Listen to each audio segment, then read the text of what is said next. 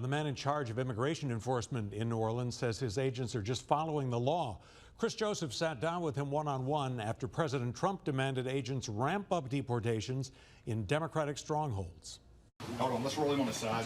ICE agents received a mandate from President Donald Trump on Sunday. In a post on Truth Social, he called for the agency to expand its work to detain and deport illegal aliens in America's largest cities, later saying they are the core of Democratic support. I sat with Brian Acuna, the acting director of the New Orleans ICE field office just across the street from democratically controlled City Hall. How much sway do Truth Social posts hold in how you run the region? In how we run the field office, Truth Social, if you're referring to the Truth Social post from yesterday, I'm not going to be speaking to that specific post. So we do, eventually those kind of things, when the president says them in a press gaggle or different kinds of settings like that, eventually the official guidances always do make them down through the administration and the secretary down to ICE and ERO. So that's what we do there. Okay. Have you got an official memo to hone in on democratically led cities? No. The post came as the administration reportedly directed ICE to reel in operations at farms, restaurants, and hotels. Acuna says he hasn't received an official memo on that either.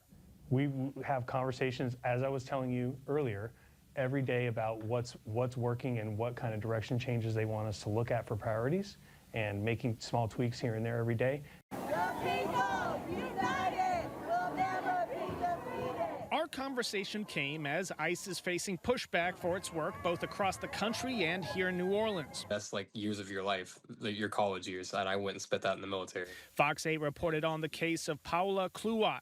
Her mother brought her to the country when she was a child. A judge ordered them out of the country in 2018, and ICE agents arrested her after a green card interview.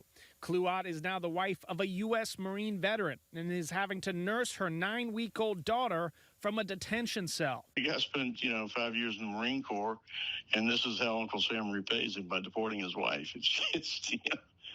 It's almost ludicrous to think of. If the final order of removal remains in place and they're asking us for a stay of removal, we take a look at everything on a case-by-case basis. So yeah, the family circumstances that you mentioned would be a part of what we would look at, and we would also look at the removal order as well as any other kind of positive or negative history in the person's situation. Acuna told us to follow up with his office about more specifics on the status of the case. He says he had heard concerns of those in the community about his office's operation, but it does not appear to change how the office will run. Well, we don't get into thoughts and feelings in what we do. We enforce the immigration law as passed by Congress. So I'm confident that we're doing the mission correctly here in the New Orleans field office. Acuna declined to discuss other specific cases we asked him about, later telling us that we need to follow up with his team. Back to you.